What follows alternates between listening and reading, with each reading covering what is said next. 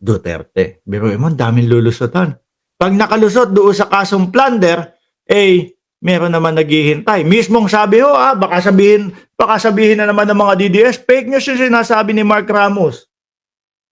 Mismong si Inday Sara Duterte ang nagsabi, nasa listahan ng ICC ang aking pangalan. Oh,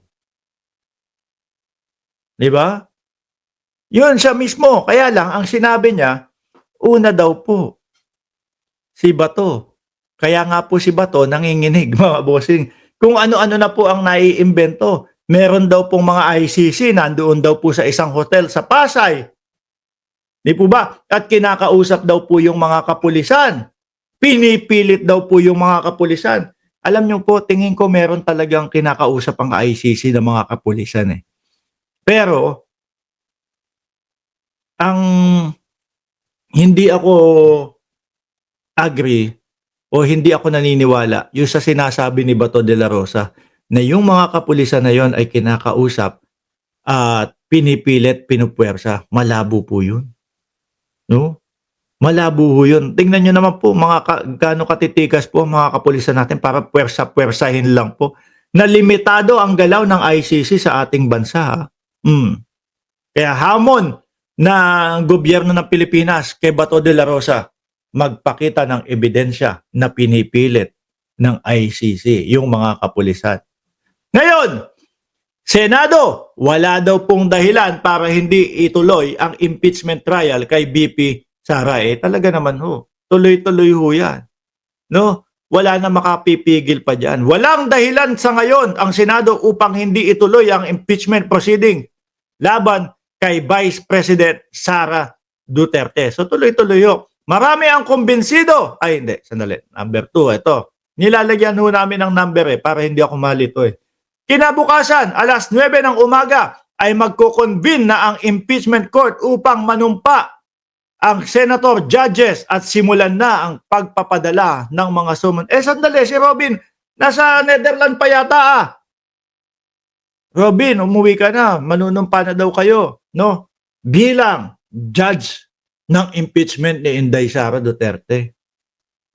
Nasa Senado na po ang bola. So kung anuman po ang magiging kadahilanan para hindi ituloy, ito po ay yung magiging desisyon po ng Senado, pahayag ni Banyas. Wala naman ako nakikita para hindi ituloy yan. Kumpleto na po ang Congress, no? Maayos po ang proseso kanilang ginawa. Yung prosecution panel po, buo na po ulit.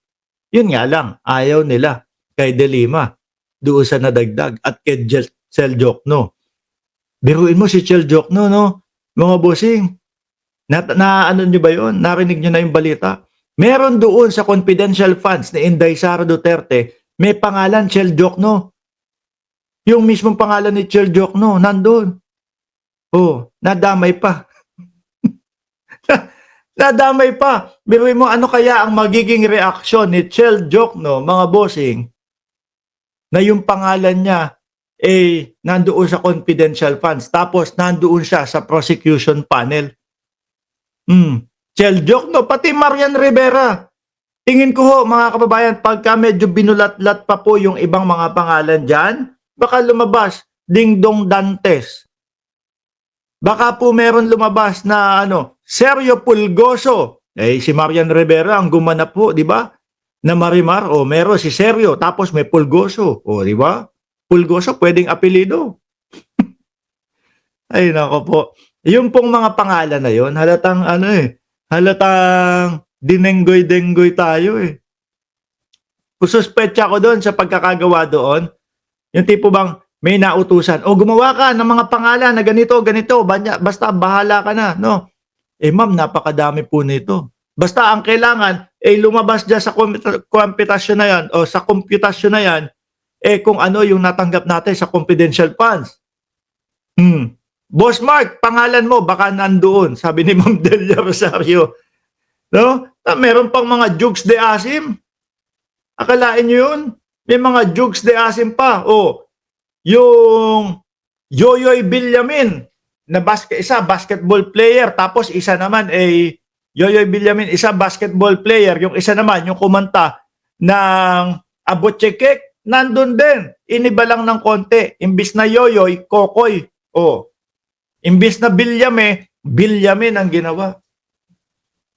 Di ba? Ngayon, wala talaga ho tayong nakikita na pwedeng dahilan ng Senado na ihinto o iudlot man lang. Tuloy-tuloy ho yan, mga kababayan. At kahit na po si Inday Sara Duterte ay lalabas ng bansa, kahit napapunta po ng Qatar, yung pong title natin, ay yung tanong natin doon, ano ba, tatakasan ba ni Inday Sara Duterte ang impeachment? Dahil pupunta, bibisita lang naman daw ho, no?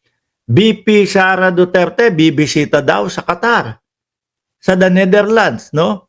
Sa May 26 hanggang June 4, o 8 araw. May ba? Hindi, May. Siyam na araw kasi may 31 ang ang Mayo eh. Bibisita sa Qatar. Naku po.